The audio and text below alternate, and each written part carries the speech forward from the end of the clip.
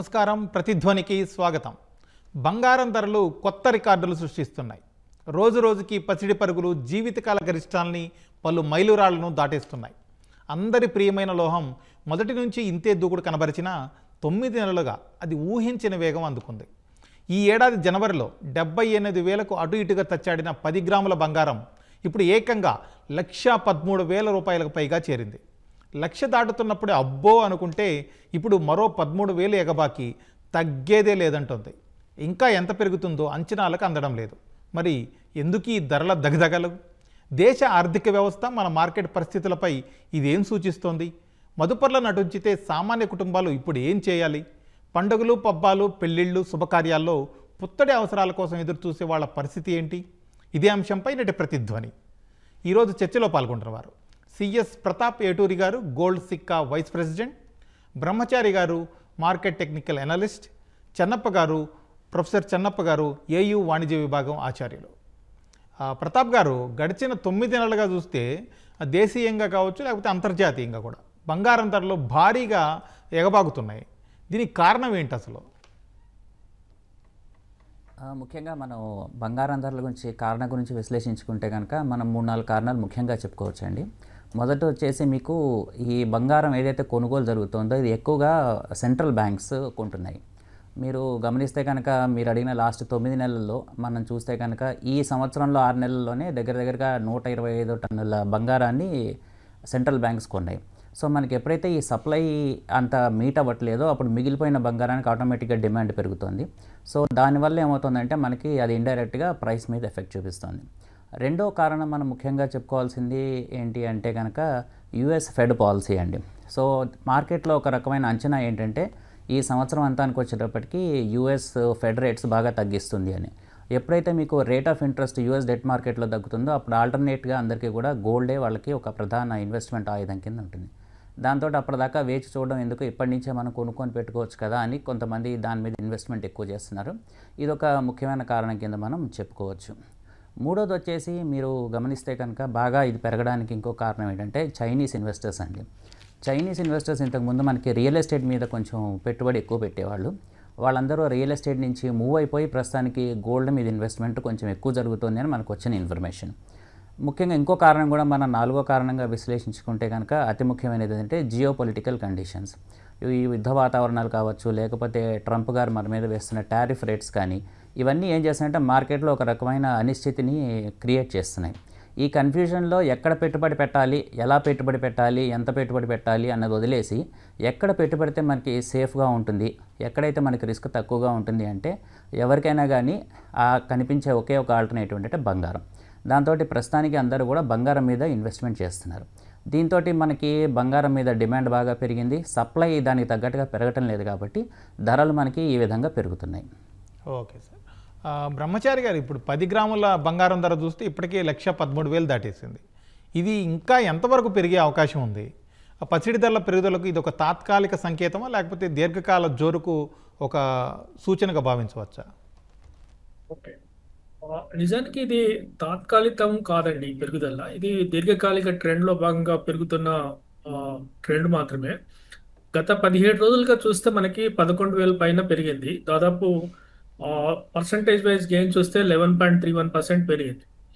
ఇది మామూలుగా ఏంటంటే ఎనీ ట్రెండ్లో బేసిక్గా ఒక ట్రెండ్ ఒక అప్ మూవ్లో ఏమవుతుందంటే ప్రతి 8 లేదా 13 రోజులకు మించి పెరగకుండా ఉంటుంది. నిజానికి మనము చూస్తే కనుక మనకి దాదాపుగా లాస్ట్ ఆగస్ట్ 20 నుంచి మొదలైన ట్రెండ్ కాస్త వెనస్డే రోజు నుంచి మొదలైన ట్రెండ్ కాస్త అది 13 రోజులకు పైగా పెరిగింది. ఇది చాలా సుదీర్ఘమైన అప్ సైడ్ మూవ్ అనమాట.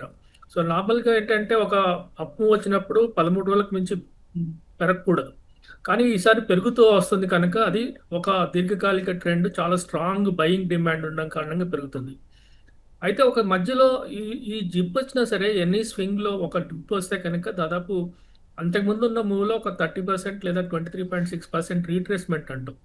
అలా వస్తే కనుక ఇప్పుడున్న ప్రైస్ నుంచి దాదాపు ఒక 4-5 వేల రూపాయల మేర తగ్గే అవకాశం ఉంది. కాకపోతే అది టెంపరీ. ఆ టెంపరీ డిక్లైన్లో మనం అక్యుములేట్ చేసుకోవాలి. అలా ఆ తర్వాత మళ్ళీ మనకి నవంబర్ మిడ్ నవంబర్ నాటికి అంటే ఇంకా దీపావళి తర్వాత మరొక నెల రోజుల పాటు పెరుగుతూ ఉంటుంది. అప్పటికి మనకి మిడ్ నవంబర్కి 1,18,000 అవుతుందని ఒక ఎస్టిమేషన్ ఇప్పటికీ ఫోర్కాస్టింగ్. ఓకే. అలాగే గత 15 రోజులుగా చూస్తే అంటే 15 సంవత్సరాలుగా చూస్తే కనుక మనకి 12.16% సిఏజీఆర్ అంటే కాంపౌండెడ్ యాన్యువల్ గ్రోత్ రేట్ చొప్పున మనకి గోల్డ్ రిటర్న్ ఇచ్చింది. కాకపోతే లాస్ట్ ఇయర్ ఈ 1 ఇయర్లో మనకి 26% గెయిన్ వచ్చింది. సో ఇది కనుక మనం అదే 12.16% గెయిన్ కనుక చూస్తే కనుక మనకి 2030 నాటికి రూ. 1,95,000 నార్మల్ కండిషన్స్లో జరుగుతుంటాయి. అంటే అంత ర్యాలీ ఉంది. అలా కాకుండా ఇప్పుడు మనకి యుఎస్డి కానీ లేదా ఇతర కారణాల వల్ల ఇతర fundamental reasons like reserve dollar rate, తర్వాత జియో పొలిటికల్ కండిషన్స్, తర్వాత సెంట్రల్ బ్యాంక్స్ బయింగ్ డిమాండ్స్ ఇవేవీ లేని కారణప్పుడు మనకి నార్మల్ గ్రోత్ జరిగితేనే మనకి రూ. 1,95,000 నెక్స్ట్ 5 ఇయర్స్లో జరుగుతుంది. అలా కాకుండా ఇప్పుడున్న కండిషన్స్లో డాలర్ ప్రైస్ పెరిగినా సరే లేదా ఫెడ్ రిజర్వ్ ఇంట్రెస్ట్ రేట్స్ని నెక్స్ట్ ఒక అంచనా ఏంటంటే ట్రంప్ అడ్మినిస్ట్రేషన్లో నెక్స్ట్ ఇయర్కి దాదాపు 100 బేసిస్ పాయింట్స్ మేర ఫెడ్ రిజర్వ్ ఇంట్రెస్ట్ రేట్ తగ్గిస్తుందని ఒక అంచనా. అవి మనకి 27 నాటికి ఒక ఫ్లాట్ అవుతాయి. సో 27 నాటి వరకు ఫ్లాట్ అయినప్పుడు ఈ 27 వరకు అంటే మరో 2 సంవత్సరాల పాటు గోల్డ్ అప్ ట్రెండ్లోనే ఉంటుంది. ఈ అప్ ట్రెండ్ అనేది ఇంపల్సివ్ మూవ్గా ఉంటుంది కనుక మనకి 2030 నాటికి ఒక అంచనా ఏంటంటే ఇది వరల్డ్ గోల్డ్ కౌన్సిల్ తర్వాత మరొక ఇంటర్నేషనల్ ఏజెన్సీస్ ఇచ్చిన అంచనా ఏంటంటే 3,61,000 10 గ్రాములకి గోల్డ్ అవుతుందని. ఇప్పుడు 2030 నుంచి 2034 మధ్యలో ఈ ప్రైస్ వస్తుంది. మోస్ట్ కన్జర్వేటివ్ రీజన్స్లో కూడా 2,35,000 అనేది 2030 నాటికి చేరుకుంటుందని ఒక అంచనా. సో అందుకని గోల్డ్ పెరిగింది కదా ఇప్పుడు కొనలేము అనుకుంటే మనము లాంగ్ టర్మ్ వ్యూస్తో నెక్స్ట్ 5 ఇయర్స్లో మీకు చూస్తే కనుక నార్మల్గా ఇంతకుముందు పాత కాలంలో ఏంటంటే ప్రతి 7 సంవత్సరాలకి 6 సంవత్సరాలకి ఎఫ్డి రిటర్న్స్ డబుల్ అయ్యేది. ఇప్పుడు గోల్డ్ కూడా అదే పరిస్థితి వచ్చింది. మీకు ప్రతి 6-7 సంవత్సరాలకి డబుల్ అవుతుంది. అంటే ఇప్పుడు మీరు కొన్న 1,15,000 యావరేజ్ ప్రైస్ తీసుకున్నా సరే మీకు నెక్స్ట్ 5 ఇయర్స్లో 2030 నాటికి 2,30,000 అవుతుంది. సో ఆ అంచనా ప్రకారం అంటే ఇది కన్జర్వేటివ్ ఎస్టిమేషన్ పాత హిస్టరీని బట్టి లాస్ట్ 15-20 ఇయర్స్ హిస్టరీని బట్టి చూస్తున్న ఇసుకదే. అలాగే గోల్డ్ ఎప్పుడు కూడా ట్రెండ్స్లో ఉంటుంది. మీకు ప్రతి 10 సంవత్సరాలకి ఒక యాక్చువల్గా అప్ ట్రెండ్ ఎప్పుడు 10 సంవత్సరాల పాటు ఉంటుంది. 2030 వరకు చాలా గరిష్టంగా ఉండే అప్ ట్రెండ్ ఉంటుంది. ఆ 2030 ఎండ్ అయిన తర్వాత కన్సాలిడేషన్ జరిగి మళ్ళీ 2040 వరకు కొంత కన్సాలిడేషన్ జరిగి 2040 నుంచి మళ్ళీ ఒక అవుతుంది. మీకు లాస్ట్ 100 ఇయర్స్ ఆఫ్ హిస్టరీ గోల్డ్లో చూస్తే కనుక మనకి ఫస్ట్ వరల్డ్ వార్లో అప్పుడు చాలా దాదాపు 30 సంవత్సరాల పాటు కన్సాలిడేట్ అయింది. ఆ తర్వాత సడన్ స్పాట్ అయిపోయి 2040 వరకు అంటే సెకండ్ వరల్డ్ వార్ వచ్చేంత వరకు చాలా ఫెరోషియస్గా పెరిగింది. $19 కాస్త $350 అయింది. ఆ తర్వాత మళ్ళీ అగైన్ కన్సాలిడేట్ అయిన తర్వాత ఒక ఒక లంసమ్గా ఒక 25% డిక్లైన్ అయింది. అక్కడి నుంచి మళ్ళీ 100% పెరిగింది. అంటే $2,250 నుంచి $250 డిక్లైన్ అయిన తర్వాత అక్కడి నుంచి మళ్ళీ $1,900 పెరిగింది మనకి చూస్తే కనుక. Okay sir. సో ఆ కండిషన్స్ పెట్టి చూస్తే కనుక దీర్ఘకాలంలో మనకి సిఏజిఆర్ అట్లీస్ట్ 12-14% వేసుకుంటే కనుక మనకి అల్టిమేట్గా మనకి నెక్స్ట్ 5 ఇయర్స్లో డబుల్ అవుతుంది ఇప్పటి నుంచి. చెన్నప్ప గారు, ఇప్పుడు అంతర్జాతీయ మార్కెట్లో జరిగే మార్పులు అంటే టారిఫ్ వారు కావచ్చు, లేకపోతే డాలర్ పెరుగుదల, ముడి చమురు ధరలు, దేశాల మధ్య ఉన్నటువంటి యుద్ధ వాతావరణాలు, ఇవన్నీ బంగారం ధరలపై ఎంతవరకు ప్రభావం చూపిస్తున్నాయి? ముందుగా ఈటీవీ ప్రేక్షకులందరూ కూడా నమస్కారము. మీరు చెప్పినట్లుగా ఇంతకుముందు మన ప్యానలిస్టులు చెప్పినట్లుగా ఈ టారిఫ్ విపరీతంగా పెంచడం కానీ, ఉండేటటువంటి జియో పొలిటికల్ వార్స్ కానీ, అది మీరు చూస్తున్నట్లయితే రష్యా యుక్రెయిన్ 2.5 సంవత్సరాల నుంచి కానీ, అదే ఇజ్రాయెల్ తర్వాత హమాస్ ఇలాంటి యుద్ధ వాతావరణం, మనం రీసెంట్గా చూసుకున్నట్లయితే మన ఇండియా పాకిస్తాన్ కానీ, ఇంకా చూసుకున్నట్లయితే నైబర్ కంట్రీస్లో వేరే రకమైనటువంటి పొలిటికల్ అన్స్టెబిలిటీ ఉండడం వలన ఖచ్చితంగా ఈ వలటాలిటీ ఉంటుంది. ఎప్పుడైతే వలటాలిటీ ఉంటుందో అది ఖచ్చితంగా ఒక స్థిరమైనటువంటి ఆదాయాన్ని పొందాలనుకుంటే ఖచ్చితంగా అది ఒక బంగారం వైపే చూడడం జరుగుతుంది. ఎందుకంటే ఒక స్థిరమైనటువంటిది మనకు ఇప్పుడు ఎప్పుడైతే యుద్ధ వాతావరణం పెరగడం జరుగుతుందో స్టాక్ మార్కెట్లో అన్ని విలువలను కూడా పడిపోవడం జరుగుతుంది. స్టాక్ మార్కెట్లో ఎప్పుడైతే డివిడెండ్స్ కానీ వాళ్ళకు వచ్చే ఈక్విటీ రిటర్న్స్ కానీ తగ్గిపోవడం జరుగుతుందో అదేవిధంగా రియల్ ఎస్టేట్ కూడా ఎప్పుడైతే తగ్గుముఖ పట్టడం జరుగుతుందో తక్షణమే ఇన్వెస్ట్ చేసే వ్యక్తులందరూ కూడా ఒక స్థిరమైనటువంటి వచ్చేటటువంటి ఆదాయాన్ని చూడడం జరుగుతుంది. ఆ ఆదాయము ఆల్టర్నేటివ్గా కనబడేటటువంటిది ఒక బంగారమే. మిగతా మా ప్యానలిస్టులు చెప్పినట్లుగా బంగారము ఖచ్చితంగా ఇది గరిష్టంగా పెరగడానికి అవకాశం ఉంటుంది, కానీ తగ్గడానికి చాలా కొన్ని కారణాలు ఉన్నవి. ఆ కారణాలను కానీ ఒకవేళ ప్రభుత్వాలు పాటిస్తే ఈ పెరుగుదలను కూడా మనము అరికట్టడానికి అవకాశం ఉంటుంది. అతి ముఖ్యంగా మనం పెరుగుదలను అరికట్టడానికి అంటే ఈ స్టాక్ మార్కెట్ని వచ్చేటటువంటి రిటర్న్స్ని మనం ఒకవేళ చూపించగలిగితే, స్టాక్ మార్కెట్ని స్టెబిలైజ్ చేయగలిగితే, ఇక్కడ స్టాక్ మార్కెట్ అంటే లక్షల కొనాల్సిన అవసరం లేదు, చిన్న చిన్న 10,000 500 నుంచి కూడా కొనడానికి అవకాశం ఉంటుంది. కనుక ఈ ఉండేటటువంటి చిన్న పొదుపుదారులందరినీ కూడా ఒక బంగారం వైపే చూడకుండా చేస్తూ స్టాక్ మార్కెట్లో ఈరోజు ఉండేటటువంటిది వన్ డేలో కూడా 200% రిటర్న్స్ రావడానికి అవకాశం ఉంటుంది. అంటే ఇది గోల్డ్ కంటే కూడా ఎక్కువ రిటర్న్స్ రావడానికి అవకాశం ఉంటుంది. అంటే stabilization of the stock market మీరు కావాలంటే మీకు యుద్ధ వాతావరణం తగ్గాలి, తర్వాత ఈ టారిఫ్లన్నీ కూడా ఒక పరిమాణంలో అంటే నీకు ఒక సరళీకృతమైనటువంటి పన్ను విధానమై ఉండాలి, తర్వాత అంతర్గతం కూడా అల్లకల్లోలం ఉండకుండా ఉన్నట్లయితే దేశము స్టెబిలిటీగా ఉండి ఈ పొలిటికల్ స్టెబిలిటీ ఉండి ఎకానమిక్ స్టెబిలిటీగా ఉండి ఎకానమిక్ గ్రోత్గా ఉన్నట్లయితే ఇలాంటి పెరుగుతుండేటటువంటి ధోరణి కూడా కొంత మనము అడ్రస్ చేయడానికి అవకాశం ఉంటుంది. కానీ చూస్తున్న పరిణామాల్లో పట్టి చూస్తున్నట్లయితే ఇవి ఒక వివిధ దేశాల పైన ఆధారపడింది కనుక ఇది గరిష్టంగా పెరిగేటటువంటి అవకాశం ఉంటుంది. మీరు చెప్పినట్లుగా అది యుద్ధ వాతావరణం కానీ, ఆర్థిక మాంద్యం కానీ, ఇన్ఫ్లేషన్స్ కానీ, తర్వాత ఉండేటటువంటి వర్తక పన్నుల విభాగం వల్ల కానీ ఇవి ఖచ్చితంగా ఈ బంగారం ధర పైన ప్రభావాన్ని చూపిస్తున్నాయి సార్. ప్రతాప్ గారు, ఇప్పుడున్న పరిస్థితులను బట్టి చూస్తుంటే బంగారంలో పెట్టుబడులు పెట్టేవాళ్ళు ఏం చేయాలంటారు? లేకపోతే కుటుంబ అవసరాల కోసం, వివాహాలు, శుభకార్యాలు, ఇతర అవసరాల కోసం కొనేవాళ్ళు ఎలా జాగ్రత్తలు తీసుకోవాలి? ఇప్పుడు మీరు ఒక విధంగా చూడాలంటే మనకి బంగారము ఒక 3 విధాలుగా జనరల్గా చూస్తారండి జనాలు. ఒకటి వచ్చేటప్పటికి పెళ్ళిళ్ళు, వివాహాలు, లేదా ఒక ఇంపార్టెంట్ అకేషన్ ఈవెంట్ కోసం ఒకటి. రెండోది వచ్చేసి పిల్లలకి చదువులు కానీ, లేకపోతే రేపు పొద్దున వాళ్ళకి 10-15 సంవత్సరాల తర్వాత వాళ్ళకి అది ఒక పెట్టుబడి, ఒక ఆదాయ వనరు కింద వచ్చేలాగా చూసేది ఒకటి. మూడోది వచ్చేసి ఇన్వెస్టర్స్, నార్మల్గా స్పెక్యులేషన్ చేసి ఇన్వెస్ట్ చేసి ట్రేడింగ్ చేసేవాళ్ళు ఒకటి. సో ఈ 3 విధాలుగా మనం చూసుకుంటే కనుక ఎవరైతే కనుక ఈ మొదటి రకం వాళ్ళు ఉంటారంటే పిల్లలకు వివాహం చేయాలి, లేదు ఇంకొక ఇంపార్టెంట్ అకేషన్కి మనకు కావాలి అని ఎవరైతే అనుకుంటారో వాళ్ళు జనరల్గా ఒక 1 ఇయర్ నుంచి 5 ఇయర్స్ హారిజన్ పెట్టుకోవచ్చండి. అంటే ఈ 1 నుంచి 5 సంవత్సరాల వరకు వాళ్ళు ప్లాన్ చేసుకొని చిన్న చిన్న మొత్తాల్లో అవసరం ఉంటే కనుక అవకాశం వరకు కొనుక్కొని పెట్టుకోవడం మంచిది. ఎందుకంటే ఇప్పుడు ఈ ఏదైతే మీకు ఈ మ్యారేజ్ పర్పస్కి దానికోసం లేదు ఫంక్షన్స్కి ఎవరైతే చేస్తారో వాళ్ళకి లిక్విడిటీ అవసరం ఉంటుంది. ఆ లిక్విడిటీ మీకు ఎప్పుడు వస్తుంది అంటే కనుక జనరల్గా వాళ్ళు ఎస్జీబీస్ అంటారు, అంటే సావరెన్ గవర్నమెంట్స్ బాండ్ కానీ అలాంటివి కొంటే లిక్విడిటీ ఎక్కువ ఉండదు వాటిల్లో, అవి ఫ్రీజ్ అయిపోతాయి. కాబట్టి అలాంటి వాళ్ళ అవకాశం ఉన్నంత వరకు ఏంటంటే బంగారపు నాణ్యాలు కానీ, గోల్డ్ కాయిన్స్ కానీ ఏవైతే లిక్విడ్ నేచర్లో ఉంటాయో వాటి మీద ఇన్వెస్ట్ చేసుకోవడం, లేదా ఎస్ఐపీస్ కొనుక్కోవడం, దాంట్లో ఇన్వెస్ట్ చేయడం ఉత్తమం వాళ్ళకి. ఎందుకంటే వాళ్ళ ఆ పీరియడ్ వాళ్ళకి డిసైడ్ అయి ఉంటుంది కాబట్టి ఆ లోపల వాళ్ళ అమౌంట్ని తీసుకొని గోల్డ్ చేసుకోవచ్చు. రెండోది వచ్చేటప్పటికి చిన్నపిల్లలకి రాబోయే 15 సంవత్సరాల తర్వాత వివాహం అవుతుంది, ఇలాంటి వాళ్ళకి రెండో కేటగిరీ కింద మనం చేస్తే కనుక వాళ్ళందరూ కూడా ఒక 10 to 15 ఇయర్స్ అంటే 10 నుంచి 15 సంవత్సరాల హారిజన్ పెట్టుకోవచ్చండి. అలాంటి వాళ్ళు జనరల్గా ఏంటంటే ఈ సావరెన్ గోల్డ్ బాండ్స్ కానీ, లేకపోతే ఇట్లా లాంగ్ టర్మ్లో ఉండేవి ఏమన్నా which are basically not liquid, అలాంటివి వాళ్ళు కొనుక్కొని పెట్టుకుంటే కనుక వాళ్ళకి ఈ పెరుగుదల ఏదైతే ఇప్పుడు మన ప్యానెల్లో వాళ్ళంతా చెప్తున్నామో మనము దీన్ని వాళ్ళు కొంతవరకు అవాయిడ్ చేసుకునే అవకాశం అయితే ఉంటుంది. ఇంకా మూడో కేటగిరీ వచ్చి ఇన్వెస్టర్స్ ఆల్రెడీ వాళ్ళని మనం ఇన్వెస్టర్స్ అంటున్నాము కాబట్టి వాళ్ళకి వాళ్ళ అవగాహన ఆల్రెడీ ఉంటుంది.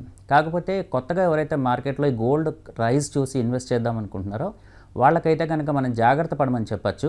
ఎందుకంటే గోల్డ్ ఓవరాల్గా వాళ్ళ ఇన్వెస్ట్మెంట్ పోర్ట్ఫోలియో సపోజ్ ఒక 100 రూపాయలు ఉంది అంటే కనుక ఒక 10 నుంచి 15 రూపాయల వరకు వాళ్ళు గోల్డ్లో ఇన్వెస్ట్ చేసి స్టార్ట్ చేయొచ్చు ఫస్ట్. ఎందుకంటే ఈ స్పెక్యులేషన్ మార్కెట్లో పెట్టేటప్పుడు వాళ్ళు ఇన్వెస్ట్మెంట్ పరంగా చూస్తే ప్రాఫిట్ ఓరియంటేషన్ ఎక్కువ ఉంటుంది వాళ్ళకి, కాబట్టి నష్టపోయే అవకాశాలు ఎక్కువ, పెట్టుబడి పెడితే ఎక్కువ ఉంటాయి. కాబట్టి టు స్టార్ట్ విత్ ఒక 10 to 15% ముందు బంగారంలో ఇన్వెస్ట్ చేసి ఆ తర్వాత దాన్ని స్లోగా వాళ్ళ పెట్టుబడిని బట్టి లేకపోతే వాళ్ళకున్న అవకాశాన్ని బట్టి వాళ్ళు ఇన్వెస్ట్మెంట్ పోర్ట్ఫోలియోని పెంచుకోవచ్చు.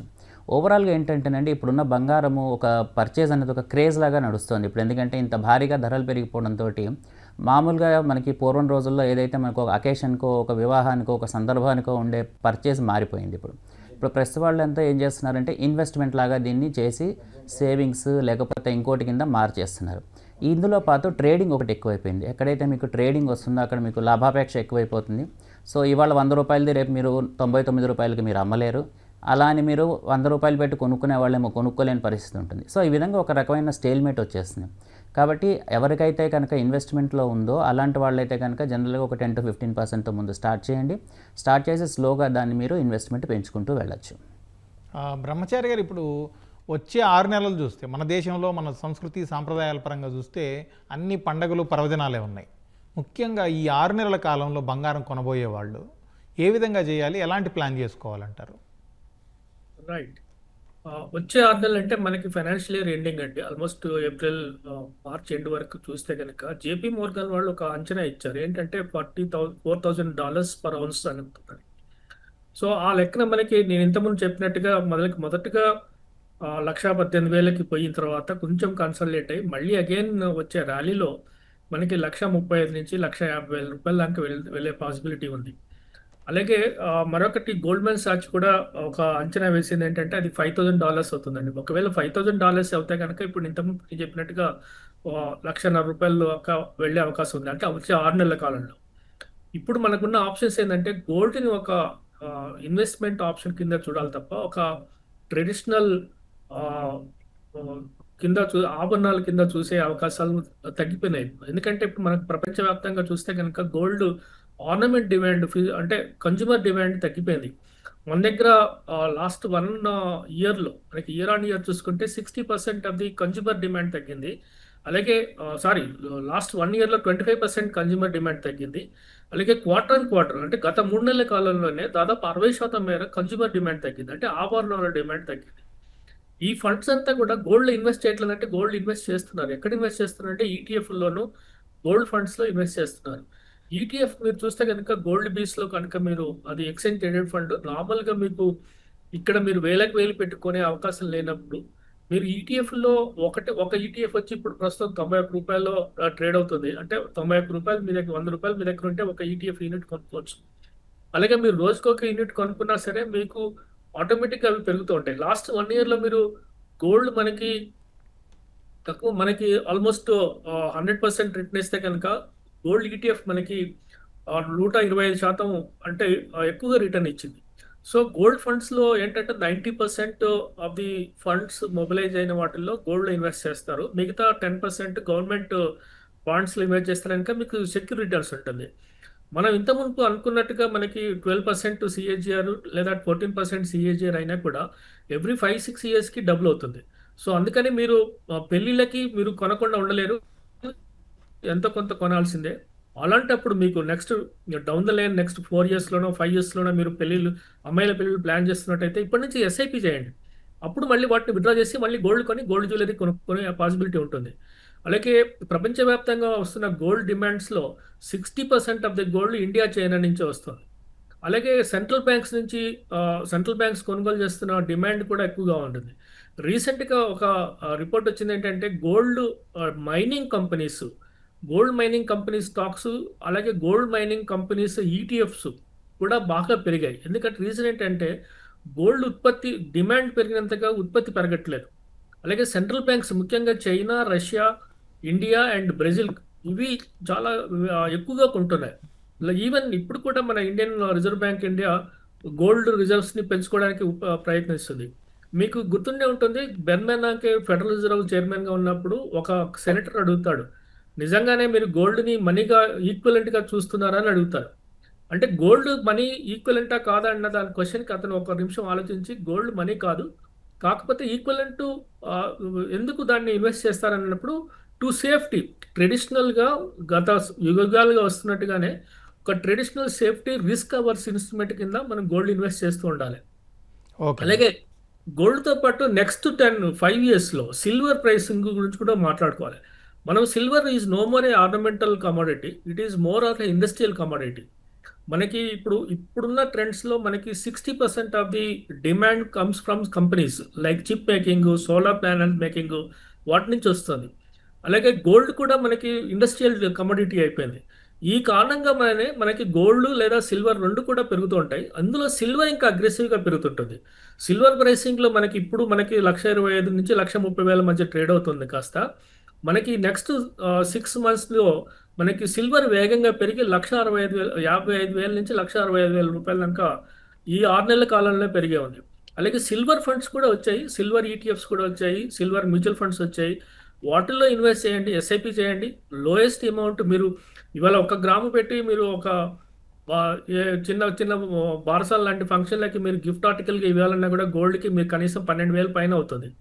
సో ఆ 12,000కి మీరు చాలా మంది జెడిసి ఇప్పుడు సిల్వర్ గిఫ్ట్ ఆర్టికల్స్ ఇస్తున్నారు, లైక్ సిల్వర్ ప్లేట్స్, గ్లాసెస్, తర్వాత ఓకే సార్. మిగతావి. So silver will grow much faster than things. So alternative వేస్లో మనం ఇన్వెస్ట్ చేయాలి, ముఖ్యంగా ఈటీఎఫ్స్, మ్యూచువల్ ఫండ్స్లో ఇన్వెస్ట్ చేయాలి. సరే సార్. చెన్నప్ప గారు, ఇప్పుడు ఇంతకుముందు ప్రతాప్ గారు మొదట్లోనే చెప్పారు, అలాగే బ్రహ్మచారి గారు కూడా ఇప్పుడు చెప్పారు. ఫెడరల్ బ్యాంక్స్, రిజర్వ్ బ్యాంక్ ఇలాంటివన్నీ ఎక్కువగా కొనుగోలు చేయడం వల్ల బంగారం ధరలు పెరుగుతున్నాయని చెప్పి, ఎందుకు ఆ స్థాయిలో కొనుగోలు చేస్తున్నాయి బ్యాంకులు? అంటే ఇది బంగారము అనేటటువంటిది స్టాండర్డ్ లిక్విడిటీ రేషియో తర్వాత క్యాష్ రిజర్వ్ రేషియో అనేటటువంటిది ఈ సెంట్రల్ బ్యాంక్ యొక్క ప్రమాణము. దాన్ని ఆధారంగా చేసుకునే ఈ కరెన్సీ అనేటువంటి సర్క్యులేషన్, అంటే currency circulation or currency creation అనేటటువంటి జరుగుతుంది. ఈ కరెన్సీ క్రియేషన్లో ప్రతి దేశం కూడా ఆర్థికంగా అభివృద్ధి చెందుతుంది. ప్రతి దేశంలో కూడా చూసుకున్నట్లయితే మన భారతదేశంలో చూసుకున్నట్లయితే జీడిపి గత సంవత్సరాలకు చూసుకున్న మనీ సర్క్యులేషన్కు, ఇప్పుడున్న మనీ సర్క్యులేషన్కు, అవసరాలకు, ప్రభుత్వ యొక్క అవసరాలకు మనకు చాలా కరెన్సీ అనేటటువంటిది అవసరం పడింది. దాని ఈక్వల్గా ఏవైతే ప్రభుత్వాలకు అవసరమైనటువంటి ధనాన్ని చేకూర్చాలి, అంటే మనీని చేకూర్చాలంటే దానికి ప్రపోర్షనేట్ స్టాండర్డ్ లిక్విడిటీ రేషియోస్ అనేటటువంటివి సెంట్రల్ బ్యాంక్స్, అంటే మన central bank, reserve bank of India, ఇప్పుడు అమెరికన్స్ అయితే ఫెడరల్ బ్యాంక్స్ కానీ ఇలాంటి బ్యాంక్స్ అనేటటువంటి ప్రపోర్షనేట్గా గోల్డ్ రిజర్వ్ను చూసుకొని ఈ కరెన్సీని వాళ్ళు ముద్రించడం జరుగుతుంది. ఈ ప్రభుత్వ అవసరాలకు కానీ, ప్రజల అవసరాలకు కానీ, లేక మనీ సర్క్యులేషన్స్ జరుగుతున్న సందర్భాలలో దానికి మ్యాచింగ్ కొరకు కంపల్సరిగా ఈ రిజర్వ్ బ్యాంక్స్ కానీ, సెంట్రల్ బ్యాంక్ కానీ, ఫెడరల్ బ్యాంక్స్ కానీ ప్రపోర్షనేట్గా గోల్డ్ ఉంచాలి. ఆ గోల్డ్ ఉంచాలనేటువంటి క్రమంలో పట్టినే అది చైనా కానీ, భారతదేశం కానీ, తర్వాత ఇతర ఏ దేశమైనా కూడా కానీ ఖచ్చితంగా తగినటువంటి గోల్డ్ రిజర్వ్స్లు ఉంటేనే దానిపైననే వాళ్ళు కరెన్సీని ముద్రణ చేసి ఆర్థిక వ్యవస్థని మనము సమతుల్యంగా నడపడానికి అవకాశం ఉంటుంది. అలా కాకుండా ఉత్తనే కరెన్సీని ఒకరు ముద్రించుకుంటూ పోతే నీకు అసమతుల్యం వచ్చి మీకు ద్రవ్యోల్బణము, అన్ని రకాలైనటువంటి ఆర్థిక సంక్షోభము, తర్వాత ఇవన్నీ కూడా ఆర్థికమైనటువంటి ఇబ్బందులు రావడానికి అవకాశం ఉంటుంది. దాన్ని దృష్టిలో ఉంచుకొని ఈ సెంట్రల్ బ్యాంక్స్ కానీ, ప్రభుత్వాలు కానీ ఈ సరైన మోతాదు లోపట్నే బంగారం ఉంచుకోవాలి. ఆ ఉంచుకునే క్రమం లోపట్నే ఈ బ్యాంక్సే కొనడం వల్ల మళ్ళీ డిమాండ్ పెరగడం జరిగింది. ఎప్పుడైతే డిమాండ్ పెరగడం ఒకవైపు ఉన్నట్లయితే ప్రజలు కూడా ఇన్వెస్ట్మెంట్కు ఆల్టర్నేటివ్ లేదు, రియల్ ఎస్టేట్గా ఉండడం లేదు, తర్వాత స్టాక్ మార్కెట్ ఉండడం లేదు. మా ప్యానల్ చెప్పినట్టుగా ప్రజలు ఇప్పుడు సావరిన్ బాండ్స్ను కూడా ప్రభుత్వం మనకు తీసుకొని రావడం జరిగింది. అప్పుడు దినదినానికి బాండ్స్ను కూడా ఇష్యూ చేయడం జరిగింది with the approval of the reserve bank of India. అవి ఇప్పుడు మళ్ళీ మన క్వార్టర్స్కు రావడం జరిగింది. అంటే ప్రజలకు ఏ రకమైనటువంటి ఆల్టర్నేటివ్ చూపించినా, మా ప్యానల్ చెప్పినట్లుగా సిల్వరు చూపించినప్పుడు కూడా మేము చెప్తున్నట్లుగా స్టాక్ ఎక్స్చేంజ్లో పెట్టండి. మీరు స్టాక్ ఎక్స్చేంజ్లో మీకు ఒకవేళ చాలా అవకాశం ఉంటుంది. స్టాక్ ఎక్స్చేంజ్లో మీకు ఈరోజు 10 రూపాయలు ఉన్నది సాయంత్రం వరకు 200 రూపాయలు కావచ్చు. అది బంగారం కంటే కూడా మల్టీఫోల్డ్ కావడానికి. కానీ అక్కడ స్టాక్ ఎక్స్చేంజ్ అని కూడా స్థిరత్వాన్ని తీసుకొని రావాలి. స్థిరత్వాన్ని తీసుకొని రావాలంటే ప్రభుత్వాలు స్థిరత్వంగా ఉండాలి. ప్రభుత్వాలు స్థిరత్వంగా ఉండాలంటే దేశాలకు, ఇతర దేశాలతో ఆర్థికపరమైనట్టు కానీ, వాణిజ్యపరమైనట్టు కానీ, విదేశీయపరమైనటువంటి కానీ, విదేశీ వర్తకం కానీ, లేక విదేశీ యుద్ధ పరిమాణాలు కానీ శాంతియుతమైనటువంటి వాతావరణం నెలకొల్పి ఉంటే అప్పుడు ఖచ్చితంగా ప్రజలందరూ కూడా ఉండేటటువంటి డీమార్ట్లో కానీ, లేక సిస్టమేటిక్ ఇన్వెస్ట్మెంట్ ప్లాన్లో కానీ పెట్టి ఈ విధంగా చూడడానికి అవకాశం ఉంటుంది. కనుక ప్రజలని మనము ఎప్పుడైతే డిమాండ్ తగ్గించుకోగలిగితేనే ఆ విధంగా ఉంటుంది. అప్పుడు ప్రభుత్వాలు కూడా అంత మొత్తంలో రిజర్వ్ని ఉంచుకోకపోవడానికి అవకాశాలు ఉంటాయి సార్. ప్రతాప్ గారు, ఇప్పుడు గత 9 నెలల్లో చూస్తే 10 గ్రాముల బంగారం ధర దాదాపు 37,000 వరకు పెరిగింది. ఈ ప్రభావం కొనుగోళ్ల మీద ఏమైనా పడిందా? కొంత జనం కొనడం తగ్గించారా, లేకపోతే యథావిధిగానే కొంటున్నారా? లేదండి, దీని ప్రభావం కొంచెం కొనుగోళ్ల మీద పడింది. మీరు గమనిస్తే కనుక జనవరి మార్చ్ పీరియడ్లో వచ్చేటప్పటికి దగ్గర ఒక 15% కొనుగోళ్లు తగ్గాయి. అట్లాగే బిట్వీన్ ఏప్రిల్ అండ్ జూన్కి వచ్చేటప్పుడు కూడా దగ్గర ఒక 18% వరకు తగ్గాయి. ఇది మనం యాక్చువల్గా మీరు కొనుగోళ్ళు అంటే 2 విధాలుగా చూడాలి. ఒకటి వచ్చేసి వాల్యూ బేస్డ్, ఇంకోటి వచ్చేసి వాల్యూమ్ బేస్డ్. వాల్యూమ్ బేస్డ్ ఏమో మీకు యాక్చువల్గా తగ్గింది, అదే మీకు చెప్పినట్టుగా 15% తర్వాత 18% కింద. కానీ వాల్యూ బేస్డ్గా పెరిగింది. ఎందుకంటే మీకు ధరలు పెరగడంతో ఆటోమేటిక్గా ఏదైతే బంగారం కొండం తగ్గినా కూడా దానివల్ల వచ్చే రిటర్న్ ఏదైతే ఉందో దాని వాల్యూ మాత్రం బాగా పెరిగింది. సో ఓవరాల్గా మీరు చూసుకుంటే కనుక ఇప్పుడు బంగారం పెరిగిన ధరలు లాస్ట్ 9 monthsలో మీరు చెప్పినట్టుగా ఎంతైతే పెరిగిందో దాని ఇంపాక్ట్ అయితే ఖచ్చితంగా రిటైల్ ఇన్వెస్టర్స్ మీద బాగా పడింది. ఎవరైతే వెళ్ళి చిన్న చిన్న మొత్తాల్లో కొనుక్కోవాలనుకుంటున్నారో వాళ్ళందరూ కొంచెం ఆచితూచి కొనడానికి ప్రస్తుతానికి ఆలోచిస్తున్నారు. ఇంకొక ముఖ్యమైన విషయం మీరు గమనించింది ఏంటంటే ఇక్కడ ఎవరైతే కొంటున్నారో ఇదివరకు వాళ్ళు ఒక 10 గ్రాములు కొనేటుంటే ప్రస్తుతానికి 5 గ్రాములు మాత్రమే కొని వేచి చూసే ధోరణిలో ఉన్నారు. ఇంకా కొంచెం తగ్గకపోతే తగ్గకపోతే అప్పుడు మనం కొనలేకపోతామా అని. సో ఈ వేచి చూసే ధోరణి వల్ల మీకు ఏమవుతుందంటే వాల్యూమ్స్ కొంచెం తగ్గుతున్నాయి. అట్లాగే మీకు ఈ ప్రైస్లో కొనాలి అంటే ఒక రకమైన ఒక సందిగ్ధత ఉంది. ఎందుకంటే ఇవాళ రోజున మనం ఇంత భారీగా కొనేస్తే రేపు పొద్దున ఇది మళ్ళీ తగ్గిపోతే మనకు నష్టం వచ్చే అవకాశం ఉంది అన్న ఒక ఆలోచన కూడా జనాల్లో బాగా వచ్చింది. కాబట్టి అందరూ ఉన్న పరిస్థితుల్లో ఏంటంటే కొంచెం కొనుగోళ్లు తగ్గించారని మనం చెప్పలేం, కానీ కొనే సామర్థ్యాన్ని బట్టి ఎక్కువ మొత్తంలో కొనుక్కోకుండా కొంచెం కొంచెంగా కొనుక్కొని అయితే ప్రస్తుతానికి పెట్టుకుంటున్నారు. ఇది రాబోయే కాలంలో కొంతపాటు ఇలాగే ఉంటుందని కూడా మేము అంచనా వేస్తున్నాం. బ్రహ్మచారి గారు, మీరు ఇంతకుముందు కూడా అన్నారు బంగారాన్ని ఫిజికల్గా కొనడం కంటే డిజిటల్ గోల్డ్ లేకపోతే సావరెన్ బాండ్స్ ఇలాంటి మార్గాలు ఎంచుకోవడం ఉత్తమం అని చెప్పారు. ఇప్పుడు గోల్డ్ సిప్పులు కూడా వచ్చేసాయి. వీటన్నింటిలో ఏది బెటరు? ఎక్కువ మంది ఎటువైపు మొగ్గు చూపుతున్నారంటారు? రైట్. ఇప్పుడు ఒక రెండంటే, ఒకటి సావరిన్ గోల్డ్ బాండ్స్ కొంచెం అవాయిడ్ చేయమని చెప్తున్నాము. ఎందుకంటే సావరిన్ గోల్డ్ బాండ్స్లో రీసెంట్గా వచ్చిన క్రైసిస్ కారణంగా వాళ్ళ ప్రామిస్ చేసిన రిటర్న్స్ కూడా మనకి అనుకున్న లెవెల్స్లో రాలేదు. సో సావరిన్ గోల్డ్ బాండ్స్ని అవాయిడ్ చేయండి. అలాగే ఫిజికల్ గోల్డ్లో కొన్ని రిస్క్స్ ఉన్నాయండి. ఇప్పటికే స్నాచింగ్ లాంటి అనేక ఉన్నాయి. Security is a major problem for gold. ఎందుకంటే ప్రైస్ పెరిగే కొద్దీ వాటి కాపాడుకోవడం కొంత ఇబ్బంది, ఇంట్లో పెట్టుకోవడం ఇబ్బంది. తర్వాత బ్యాంకులో లాకర్స్లో మనకి వీటి నాట్ కమ్ అదేమి ఫ్రీగా రాదు, వాటికి డబ్బులు పే చేయాల్సి వస్తుంది, ఇంకెక్కడో పెట్టాల్సి ఉంటుంది. సో సెక్యూరిటీ అనేది కొంచెం ప్రాబ్లంగా ఉంటుంది ఫిజికల్ గోల్డ్లో. అది ఇప్పటికి ఉన్న వాళ్ళు చాలా మంది అది ఫీల్ అవుతున్నారు. అలాగే ఇంకొకటి ఏంటంటే ఫిజికల్గా కన్నా కూడా మనం చెప్పేది ఏంటంటే గోల్డ్లో డిజిటల్ గోల్డ్ కొనమని. ఒకటి ఈటీఎఫ్ ఒక మార్గము, మ్యూచువల్ ఫండ్స్ ఒక మార్గం. మనకి దాదాపు ఒక 10 మ్యూచువల్ ఫండ్స్లో మనకి గోల్డ్ స్కీమ్స్ ఉన్నాయి. ఎల్ఐసి మ్యూచువల్ ఫండ్లో, అలాగే Aditya Birla, axis gold, SBI gold, ఇలాగా అన్నింటిలోనూ గోల్డ్ ఫండ్స్ ఉన్నాయి, గోల్డ్ మ్యూచువల్ ఫండ్స్ ఉన్నాయి. అవన్నీ కూడా లాస్ట్ 3 yearsలో 19.3 నుంచి 20.5% రిటర్న్స్ ఇచ్చాయి. ఇందులో అత్యధికంగా LIC mutual fund gold ETF దాదాపు 20.51% రిటర్న్ ఇచ్చింది. అంటే మనకి గోల్డ్ పెరిగిన దానికన్నా కూడా ఎక్కువ రిటర్న్స్, యాన్యువల్ రిటర్న్స్. అంటే లాస్ట్ 3 yearsలోనే దాదాపు 80% గ్రోత్ వచ్చింది దాంట్లో. అంటే సిహెచ్ఆర్ కనుక మనకి మనం యాడ్ చేస్తూ పోవాలి. సో ఎందుకని మిగతా మ్యూచువల్ ఫండ్స్లో ఎస్ఐపి చేసినట్టుగానే వీటిల్లో కూడా ఎస్ఐపీలు చేయొచ్చు, ఈ మ్యూచువల్ ఫండ్స్లో కూడా. అలాగే మీ దగ్గర ఎప్పుడు డబ్బులు ఉంటే అప్పుడు మీకు ఈటీఎఫ్ కొనండి. గోల్డ్ బీస్ ఉంటాయి, గోల్డ్ ఎక్స్చేంజ్ ట్రేడెడ్ ఫండ్స్ ఉంటాయి, వాటిలో కొనుగోలు చేయండి.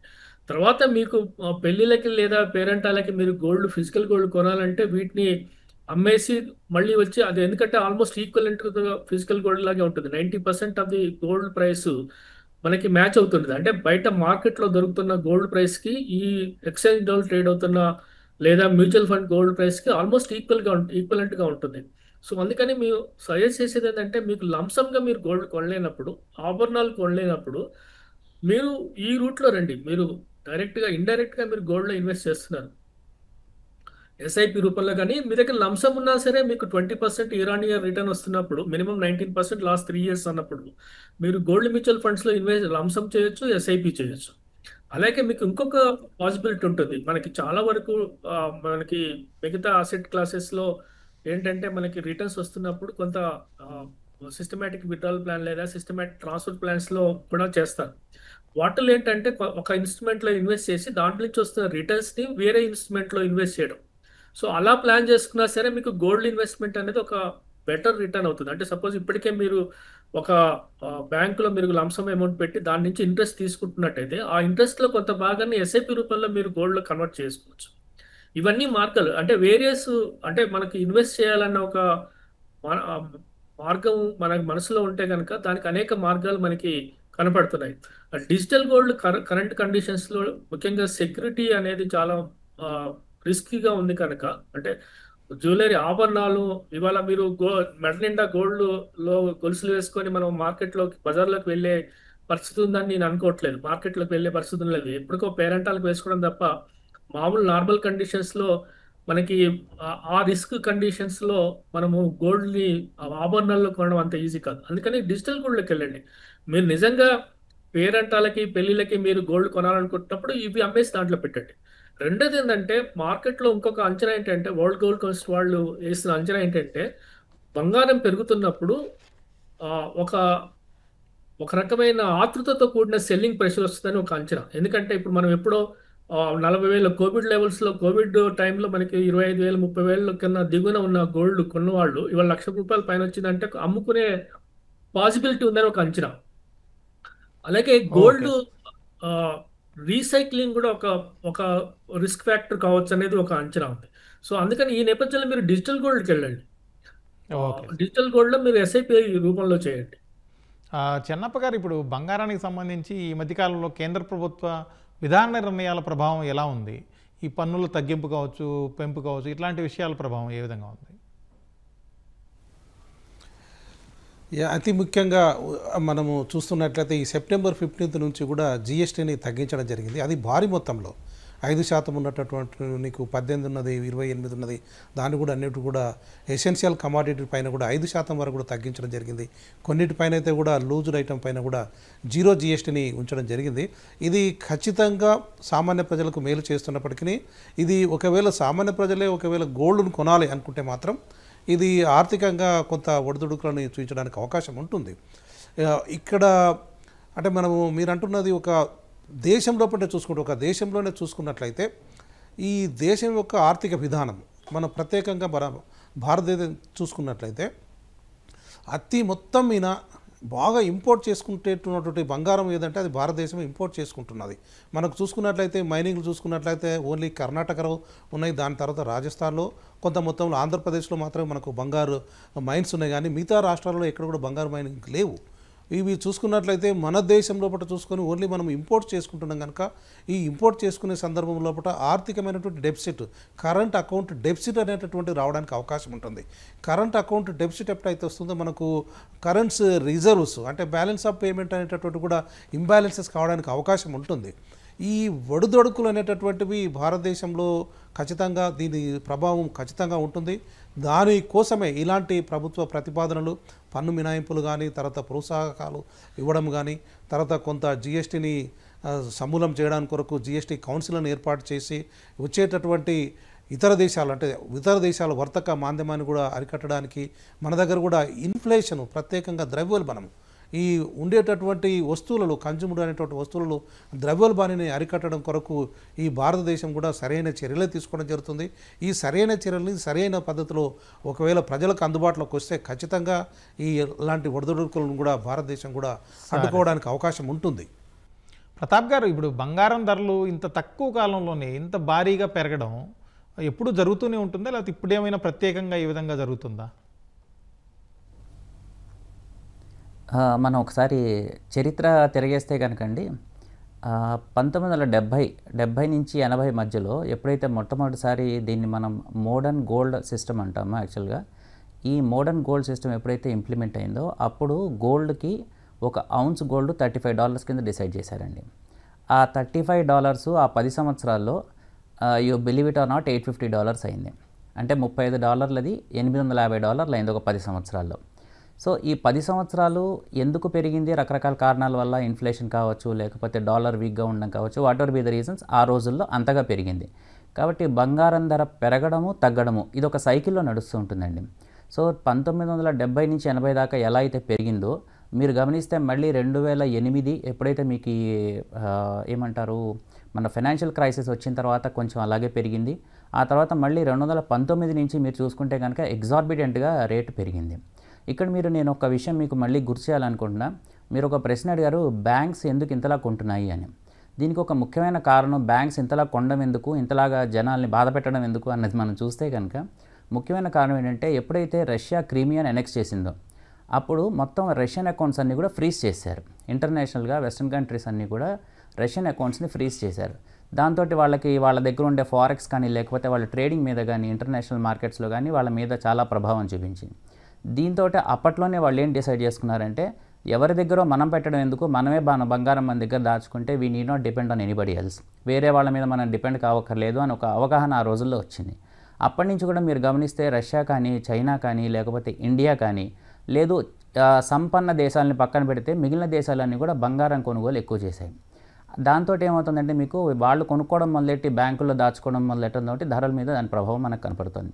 ఈ రోజున మనం గమనించినా కూడా మీరు బ్రిక్స్ ఏదైతే ఉందో మనకి బ్రెజిల్ కానీ రష్యా కానీ ఇండియా కానీ చైనా కానీ సౌత్ ఆఫ్రికా కానీ ఈ దేశాలు లేకపోతే ఇంకో 40 దేశాలు బ్రిక్స్లో వీళ్ళందరూ కూడా ఏం చేస్తున్నారంటే they are trying for alternate, అంటే డాలర్కి ఆల్టర్నేట్ ఏదైనా ఆలోచిద్దాము అని. ఇది ఒక్క మాట మాత్రమే మార్కెట్లోకి వచ్చింది, దీని మీద ఇంకా ఎటువంటి నిర్ణయం ఎవరు తీసుకోలేదు. కానీ ఇమ్మీడియట్గా దాని ప్రభావం మీరు చూస్తే కనుక ప్రతి బ్యాంకు ప్రతి దేశంలోని ఇంపార్టెంట్ బ్యాంకు కూడా బంగారాన్ని కొనుక్కొని పెట్టుకోవడం మొదలెట్టాయి. రేపు పొద్దున అందరూ కూడా అనుకునేది ఏంటి అంటే ఇంకా ఇది మిత్తంగా ఏం మనకు తేలలేదు, ఓన్లీ అదేమంటారు కదా ఒక రూమర్ లాగా మార్కెట్లోకి వచ్చింది అంటే ఈ బ్రిక్స్ దేశాలన్నీ కలిపి కూడా బంగారాన్ని మాత్రమే ఒక అండర్లయింగ్ ఎసెట్ కింద చేసి వాళ్ళ ఎక్స్చేంజ్ కరెన్సీ ఒకటి పెట్టుకుందాము ఇన్ ప్లేస్ ఆఫ్ డాలర్ అని. దాన్నే మామూలుగా మార్కెట్ టర్మ్స్లో డీడాలరైజేషన్ అంటారు. దీనివల్లే ట్రంప్కి కూడా చాలా ఇబ్బంది అనిపించి రష్యా మీద కానీ చైనా మీద కానీ ఇండియా మీద కానీ బ్రెజిల్ మీద కానీ అన్నిటి మీద కూడా ఒక రకమైన టారిఫ్ వార్ అనేది మొదలెట్టింది.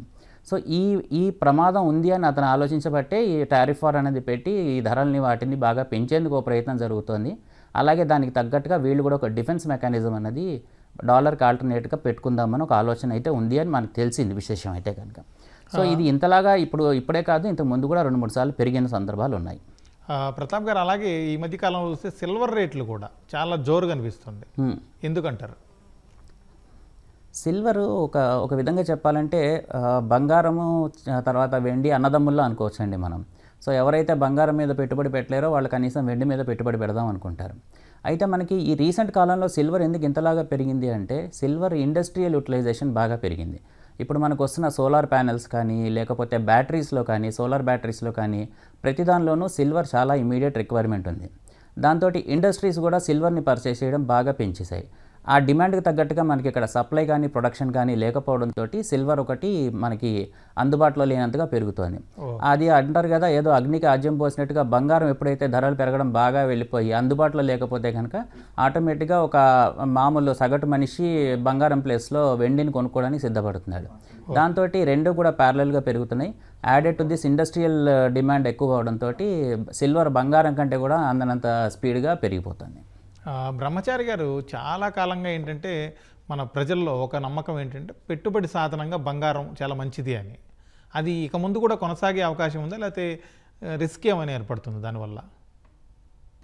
రిస్క్ అంటే ఏం లేదండి. రిస్క్ ఈజ్ వెరీ మినిమల్, చాలా తక్కువగా రిస్క్ ఉంటుంది. 2 కారణాలు. ఒకటి, సెంట్రల్ బ్యాంక్సే మనకి గోల్డ్ ఒక సేఫ్ అసెట్ కింద మనం అక్యుములేట్ చేస్తున్నప్పుడు హ్యూమన్స్ అంటే మనలాంటి వాళ్ళు గోల్డ్ని రిస్క్ అవర్స్ అసెట్గా ట్రీట్ చేయడంలో అర్థం ఉంది. అలాగే రెండోది ఏంటంటే రిస్క్ ఎంత ఉంది అన్న ఒక ఉన్నది. సపోజ్ ఇవాళ మీరు కొన్నారనుకోండి, మ్యాక్సిమం ఫాల్ గరిష్టంగా పడితే కనుక 5-8% కన్నా ఎక్కువ పడదు. అది the worst bear case scenario. అది కూడా వరల్డ్ గోల్డ్ కౌన్సిల్ ఇచ్చిన ఒక అంచనా మాత్రమే. అది కూడా బేర్ కేస్ సినారియోలో ఇప్పుడున్న $3,400 కాస్త $2,900 లేదా $3,100 మధ్య పడుతుంది. కానీ ఓవరాల్గా మనకి నెక్స్ట్ మనం ఇంతవరకు ప్రొజెక్ట్ చేసినట్టుగా మనకి 12.16% CAGR చొప్పున కనుక మనకి పెరిగితే కనుక హిస్టారికల్ రిటర్న్స్ అవి లాస్ట్ 15 years హిస్టారికల్ రిటర్న్స్లో మనం చూస్తే కనుక CAGR అది మనకి నెక్స్ట్ 10 yearsలో మనకి మోర్ దెన్ 150% పెరిగే పాసిబిలిటీ ఉంది. అలాగే మనకి డాలర్ ప్రైస్ అంటే ఎప్పుడైతే రూపీ డిప్రిషియేట్ అవుతుందో డాలర్ అప్రిషియేట్ అవుతుందో, ఇప్పుడు $89 దాదాపు $89 వరకు వచ్చింది. అది కాస్త డాలర్ పెరగడం అలాగే ఈ కరెన్సీ పర్ ఔన్స్ రావట్టు పెరగడం కారణంగా మనకి పెరుగుతుంది తప్ప తగ్గదు. అందుకే నేను ఇంతకుముందు చెప్పినట్టు 2030 నాటికి 2,65,000 నుంచి 3,60,000 మధ్యలో ట్రేడ్ అవ్వచ్చు పాసిబిలిటీ ఉంది. అది పర్ ఔన్స్, అది మన డాలర్ ప్లస్ అలాగే ఇంట్రెస్ట్ రేట్స్ కూడా అప్పటికి స్టెబిలైజ్ అవుతాయి. అప్పటికి ఒక లోయర్ బ్యాండ్ వస్తుంది. ఇప్పటికి రేపు 16-17 తారీఖుల్లో ఫెడరల్ రిజర్వ్ మీటింగ్ అవుతుంది. మొట్టమొదటిసారిగా ఈ ఏడాది ఫెడరల్ రిజర్వ్ ఒక 25 బేసిస్ పాయింట్ల మేర ఇంట్రెస్ట్ రేట్స్ తగ్గిస్తుందండి. సర్ప్రైజింగ్గా వాళ్ళు 0.5% తగ్గించినా కూడా అది మిగతా అసెట్ క్లాసెస్కి అదొక అంటే పర్టికులర్గా గోల్డ్కి అదొక ఒక బుల్లి సంకేతంగా మనం భావించాలి. అలాగే మనకి రిస్క్ అవర్స్ మీరు ఇంతకుముందు అన్నారు, రిస్క్ అనేది లేదు. ఎందుకంటే మనము ఒక ట్రెడిషనల్గా ఆలోచించినప్పుడు కూడా మొదటి నుంచి తరతరాలుగా వస్తున్న వాళ్ళందరూ కూడా మీరు ఒకసారి గోల్డ్ కొనాలంటే అమ్ముకునేది ఏం లేదు. అది మనకి ఆ డబ్బు అవసరమైనప్పుడు దాన్ని బ్యాంకులో గోల్డ్ లోన్ తీసుకొని మళ్ళీ మన అవసరాలు తీరిన తర్వాత మళ్ళీ గోల్డ్ వెనక్కి తెచ్చుకోవడం తప్ప గోల్డ్ అమ్మి మనం వేరే చేస్తాం. అత్యవసర పరిస్థితుల్లోనే గోల్డ్ మనకి ఒక అమ్ముకోవడం అనేది జరిగింది తప్ప వేరే రకంగా లేదు. తర్వాత గోల్డ్ మనం ఒక రీకాస్టింగ్ కింద కూడా అంటే ఉన్న ఆభరణాలు అవుట్ ఫ్యాషన్ అయిపోతే కనుక కొత్త ఫ్యాషన్ వాటికి తీసుకుపోయి మనం తీసుకోవడం తప్ప మిగతా కారణాల కారణంగా గోల్డ్ అమ్ముకోవడం అనేది లేదు. సో అందుకని గోల్డ్ రిస్క్ అవర్స్ మీరు అక్యుములేట్ చేస్తూ పోతున్న కొద్దీ ఇది అంటే ఉదాహరణకి ఇంతకుముందు మనం వేరే అసెట్ క్లాసెస్ గురించి మాట్లాడుతున్నప్పుడు ఈక్విటీస్ అంటే షేర్లలో మనకి మీరు 10 years టైం ఫ్రేమ్ కనుక మీరు ఇన్వెస్ట్ చేస్తే కనుక ఎవ్రీ ఇయర్ 14.4% సిఏజిఆర్ వస్తుంది. అలాగే గోల్డ్లో కూడా 12.4 నుంచి 12.16 నుంచి 14.4% రిటర్న్ వస్తుంది. రియల్ ఎస్టేట్లో కూడా స్లంప్ ఉంటుంది, దాంట్లో లిక్విడిటీ ఇష్యూస్ ఉంటాయి, తర్వాత ట్రాన్సాక్షన్ రిస్క్స్ ఉంటాయి. ఆ కారణంగా గోల్డ్లో రిస్క్ అనేది మిగతా అసెట్ క్లాసెస్తో పోల్చుకుంటే కనుక గోల్డ్ అనేది చాలా తక్కువ. ఇంతకుముందు మనం మ్యూచువల్ ఫండ్స్ ఎగ్జాంపుల్ చెప్పుకున్నాం. మనకున్న 10-12 మ్యూచువల్ ఫండ్ స్కీమ్స్లలో గోల్డ్ స్కీమ్స్లలో అన్ని కూడా 19.1% మేర సిఏజిఆర్ రిటర్న్స్ ఇచ్చాయి. అందులో అత్యధికంగా 20.56% రిటర్న్ ఇచ్చింది. మిగతా ఏ అసెట్ క్లాస్ కూడా అంత రిటర్న్స్ లాస్ట్ 3 years ఇవ్వలేదు. సో నెక్స్ట్ 5 years కూడా గోల్డ్ బులిష్గా ఉంటుంది. రిస్క్ ఫ్యాక్టర్స్ చాలా తక్కువగా ఉన్నాయి. ఇప్పటికైనా ఇప్పుడు ఏమి అధికంగా కాదు, మీకు గోల్డ్ ఫిజికల్గా 10 grams ఓకే సార్. కొనుక్కోలేకపోతే డిజిటల్ ఈటీఎఫ్స్ కానీ గోల్డ్ మ్యూచువల్ ఫండ్స్లో కానీ అక్యుములేట్ చేయండి. మ్యూచువల్ ఫండ్స్లో మాదిరిగా ఇన్వెస్ట్ చేయండి. సరే సార్. చెన్నప్ప గారు, ఇప్పుడు అసలు పెరుగుతున్నటువంటి ఈ బంగారం ధరలు ఏవైతే ఉన్నాయో అవి భారత ఆర్థిక పరిస్థితి మంచికేనా, లేకపోతే ఏమైనా ఛాలెంజెస్ విసురుతాయి అంటారా? అంటే కొంత ఛాలెంజెస్ అనేటటువంటి ఉండడానికి అవకాశం ఉంటుంది. కానీ మన ఆర్థిక వ్యవస్థ చాలా దృఢమైనది కనుక ఇలాంటి చిన్న చిన్న ఒడిదొడుకులని ఎదుర్కోవడానికి సమాయత్తంగానే ఉంది. మన ప్యానలిస్టులు చెప్పినట్లుగా ఈ బంగారం ఎవరైతే అధిక డబ్బు ఉంటుందో లేదా ఎక్సెస్ మనీ ఉండడం జరుగుతుందో వాళ్ళు మాత్రమే కొనడం జరుగుతుంది కనుక సాధారణమైన ప్రజలు, భారతదేశ ప్రజల యొక్క జనాభా తీసుకున్నట్లయితే మెజారిటీ ప్రజలు మధ్యతరగతి కుటుంబీకులే కనుక ఈ మధ్యతరగతి కుటుంబాలపైన అత్యధికమైనటువంటి భారం అనేటటువంటి పడకపోవచ్చు. కాకపోతే దాని కొరకే మనకి ఈ మధ్యన పన్నుల మినహాయింపు, ద్రవ్యోల్బణాన్ని కూడా మనం నియంత్రణ చేసుకోవడము, తర్వాత పరపతిని కూడా నియంత్రణ చేసుకోవడము, తగినంత నిల్వలని ఉంచుకోవడము, ఇలాంటివి చేసుకున్నప్పుడు కూడా నేను ఇంతకుముందే చెప్పినట్లుగా డెఫినెట్గా మనము భారతదేశం అనేటటువంటిది రష్యా నుంచి అతి మొత్తంలో, చైనా నుంచి అతి మొత్తం లోపల బంగారాన్ని దిగుమతి చేసుకున్నట్లయితే మనము వాళ్ళ దేశ కరెన్సీ లోపట్లే అంటే బ్యాలెన్స్ ఆఫ్ పేమెంట్ ద్వారా వాళ్ళ దేశ కరెన్సీ లోపలే మనము డబ్బులు చెల్లించాల్సి వస్తుంది కనుక మన దగ్గర ఫారెక్స్ రిజర్వ్స్ అనేటటువంటి తక్కువగా ఉండడానికి అవకాశం ఉంటుంది. ఈ ఫారెక్స్ రిజర్వ్స్ ఎప్పుడైతే తక్కువగా ఉండడం జరుగుతుందో మళ్ళీ అది ఇండస్ట్రియల్ గ్రోత్ కానీ నీకు ఎక్స్పోర్ట్స్కు పర్టికులర్లీ నాట్ ఇంపోర్ట్స్కు ఎక్స్పోర్ట్స్కు కొంత ప్రభావాన్ని చూపించడానికి అవకాశం ఉంటుంది. ఒక రకంగా మళ్ళీ మనం చూసుకున్నట్లయితే పర్టికులర్గా అమెరికా ఎక్స్పోర్ట్స్ పైన కూడా 100% టారిఫ్ విధించడం అని కానీ ఇలాంటి గోల్డ్ విపరీతంగా పెరగడం వల్ల ఎక్స్పోర్ట్స్ పైన కూడా మనకు ఉండేటటువంటి నిల్వలలో కూడా ఒడిదొడుకులు ఉండడం వల్ల ఈ కొంత పారిశ్రామిక వ్యవస్థ పైన తప్పకుండా దీని ప్రభావం అనేటటువంటిది ఉండడం జరుగుతుంది. కానీ మధ్యతరగతి వాళ్ళపైన ఇది ఎక్కువ మొత్తంలో ప్రభావాన్ని చూపకపోదు.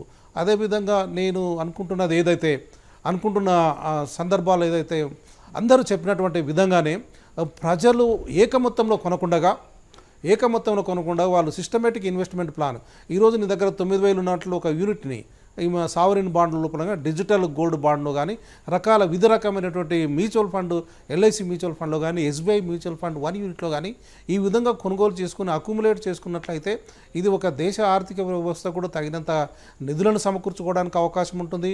అదేవిధంగా సాధారణమైన ప్రజలు కూడా ఒక భద్రతా భావంతో ఇప్పుడు ఈరోజు ఇన్వెస్ట్ చేస్తే 9,000 మీరు ఇన్వెస్ట్ చేసి ఒక తులానికి ఒక గ్రాముకు చేసుకున్నట్లయితే ఖచ్చితంగా మీరు ఒక 5 సంవత్సరాల తర్వాత అమ్మినా కూడా మీకు ఖచ్చితంగా ఆ రోజున ఉన్నటువంటి రేట్లో కూడా ఒక 70 నుంచి 80% వరకు రిటర్న్స్ రావడానికి అవకాశం ఉంటుంది. కనుక ప్రజలు కూడా ఏదో ఆధార పడకుండా ఒకవేళ బంగారాన్ని కొనాలనుకుంటే ఈ సిస్టమేటిక్ ఇన్వెస్ట్మెంట్ ప్లాన్లో ఆల్టర్నేటివ్గా వెళ్ళి తర్వాత లోహాలకే వెళ్ళి ఎక్కువ ఆడంబరాలకు వెళ్ళి ఎక్కువ బంగారాన్ని కొనుక్కోవాలని అవసరాల కొద్దీ మ్యారేజెస్ ఉన్నట్టయితే అవసరాల కొద్దీ తీసుకున్నట్టయితే పెద్దగా భారతదేశం పైన కానీ ఇతర దేశాలపైన కానీ ఆర్థికంగా ప్రభావం చూపకపోవచ్చు. థ్యాంక్ యూ చెన్నప్ప గారు, థ్యాంక్ యూ ప్రతాప్ గారు, అలా థ్యాంక్ యూ బ్రహ్మచారి గారు డిస్కషన్లో పార్టిసిపేట్ చేసినందుకు. ఇది వాళ్ళ ప్రతిధ్వని. నమస్కారం.